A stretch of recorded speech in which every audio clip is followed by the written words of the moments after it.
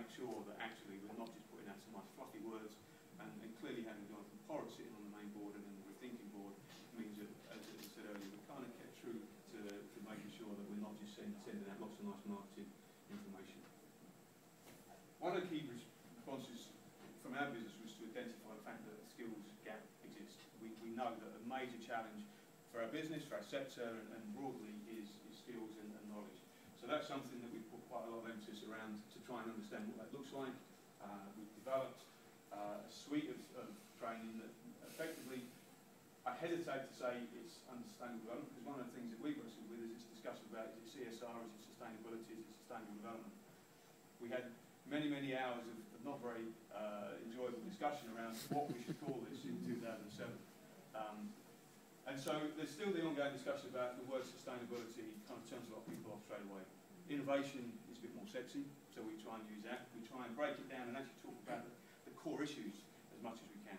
But sometimes, somewhere, you kind of have to end up differentiating and dealing with the subject in a distinct way. So we put a lot of emphasis around learning, development, and skills. Looking at some particulars, Jane, rattling through, hopefully, not too quick a pace, but smart use of natural resources. One of the things that we've done recently is introduced a sustainable procurement policy across the whole group. Now, one of the reasons for that is because businesses operate, obviously, in different sectors with community regeneration projects, with repairs and maintenance, facilities management, new build, construction, refurbishment. But they're all similar enough to make sure that we're working in a consistent way. What our business does not want is pockets of good practice. And so people can look in and say, well, yeah, that's a fantastic exemplar of good practice, but what about all the rest of your business? So this was about making sure that it's a group-wide approach to all the key issues around sustainable procurement. It's about this awareness and understanding, making sure the people in our business, when we say we should be responsibly sourcing and sustainable procurement, those kind of terms, well, what does it really mean? What should they do? They shouldn't have to think about it, is the answer really for us. We don't everybody have to sit in a room and start working out what CSR means or sustainability means. They should be given the direction and the guidance within our standard operating procedures and systems to know what it is that they're expected to do. So this is what this is all about. And it covers all the goods, services and works that we procure. One of the particular areas that we've developed the clarity around is timber, and the reason for that is because of the impending legislation next year. So this is about compliance, first and foremost, about being ahead of the curve on regulation. So one of the things that we are doing to satisfy that first bit of the slide about why would we do any of this, well, it is about making sure that we're competitive, making sure that our reputation is maintained, making sure that we've effectively protected our business and future-proofed our business as far as we can. So it's about trying to be slightly ahead of the curve in terms of impending policy regulation or consumer pressure, if you like. So that's an indication of us dealing with a specific issue, but within a whole procurement policy.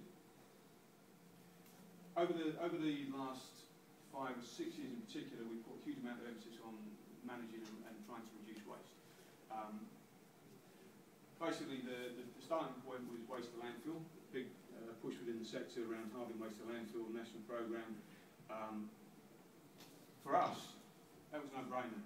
Reducing the amount of waste going to landfill and the landfill tax escalation and all the costs that go with it, you know, doesn't matter whether these numbers are right really, the scale of the numbers are right enough to make our business recognise that it's worth putting a lot of effort, and it has taken a lot of effort, to get all of our projects to take stock of what they're doing in terms of waste management and to manage that effectively.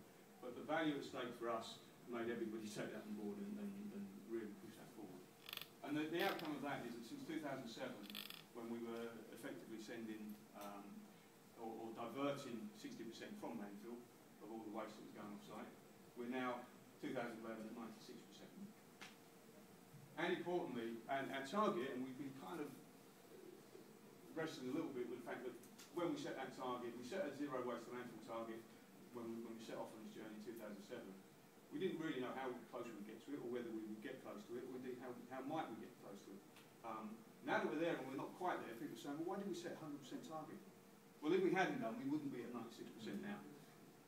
And importantly, what we know is what makes up the other 4% now. Because of the way that we've approached this, we now understand what is in that other 4%. So we can now target our approach to say, well, where is the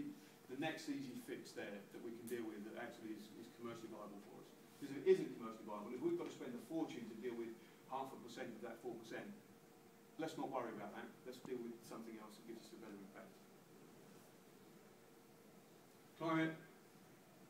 We developed a carbon management plan again that sits at group level.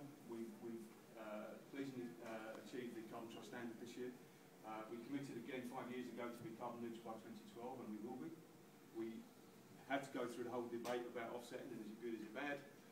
We have committed to that on the basis of getting carbon neutrality, and we have linked that to our social agenda insofar as our community initiatives. So we have actually looked at the credits that we're buying in terms of the social standards that come with it. So we have, even there, tried to link it back so that it's supporting some of the other aspects of our wider business agenda. And importantly, we're still driving 15% reduction in carbon. We've had to put quite a lot of emphasis and effort in defining that to make sure, again, we can report with clear across the business what that looks like. I'm not going to dwell on that, but everybody will be familiar with the sort of scope 1, 2, 3 approach. And clearly, we're looking to extend the scope progressively. And again, the numbers are what's driving that. Carbon reduction, energy efficiency, whichever turns your boat, from our business is pound notes. If we can illustrate the potential efficiency savings in our business from the measures that we're trying to put in place, and this is kind of, again, of a scale that doesn't matter whether it's on the margins of 10 or 20% out, it's still significant enough to worry about. We're not doing this alone, and a mission I haven't put sustainable worldwide at there, but there's loads of organisations that have supported us in this. We're very heavily involved in the three that are up there in looking at how the landscape changes, because there's no point in us trying to do this alone, because scale means economy, and effectively if we can put pressure on policy and such, it means that the platform raises, the bar raises, and we're not trying to push and become uncompetitive in the marketplace. So we want to stay ahead of the market, but we don't want to be out there on our own, because if we're uncompetitive, then we're unsustainable.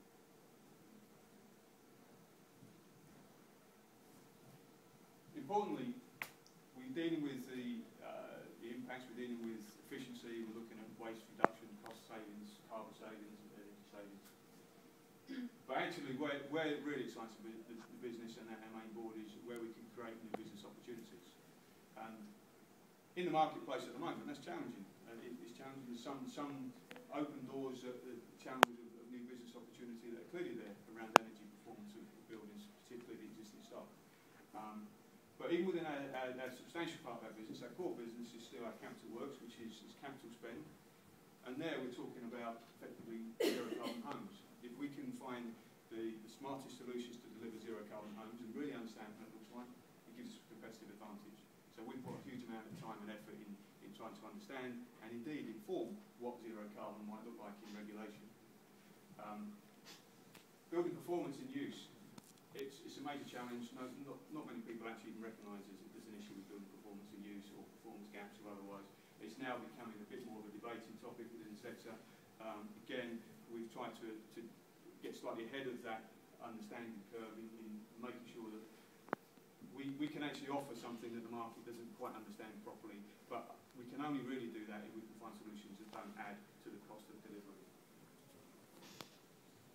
My second hat, and the reason I said that my primary discussion point here was rethinking, but through our work within rethinking and trying to use rethinking and the sustainability agenda to see business opportunities, we then focused in on the energy efficiency, energy renewables and demand reduction, and decided that we would establish an energy services business, distinct from our capital works and our support services business, so that we could actually capitalise on the opportunities that are emerging in the marketplace.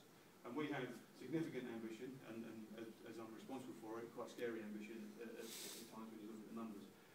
But it's there to be achieved. It's actually a marketplace that's actually, in its infancy in terms of the non-domestic in particular, and I was pleased to hear some of the comments earlier outside the session in terms of what Legal & General are seeing as a shift in investors' attitude to assets and asset value.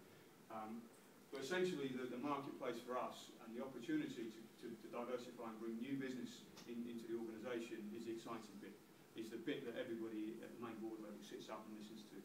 And that's where, by doing all the other things and by thinking about all the other stuff first, we're able will also put credibility to some of that, and also understand a bit more about what it is that we're trying to offer clients. So we use that quite a lot. Obviously, new thinking. There's no point in thinking about things in the same old-fashioned way. We've got to recognise there is a global picture, but we've still got to drill down into detailed solutions. You know, timber is a very distinct, specific part, but it sits within the procurement policy, which sits within our overall agenda of sustainable development, which sits in our recognition of what it means from a broader sense.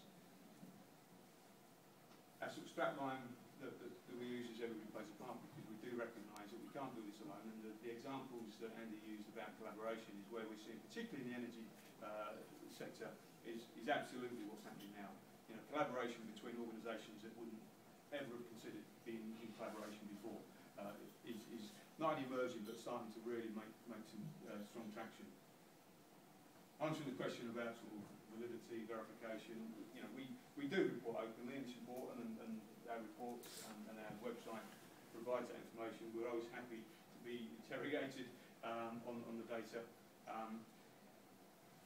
Essentially, there has to be an element of trust in anybody's communication of what they're doing. But we do believe that if as with Lance Armstrong, if it isn't genuine, ultimately sometime in the future it'll fall over. And that's not what we're intending. Our business is about longevity. So we are intent on being true to ourselves. Otherwise, sometime soon, you'll probably find that you fall over. So, thank you very much. I don't know how much time we've got for questions. Yeah, we've got some time.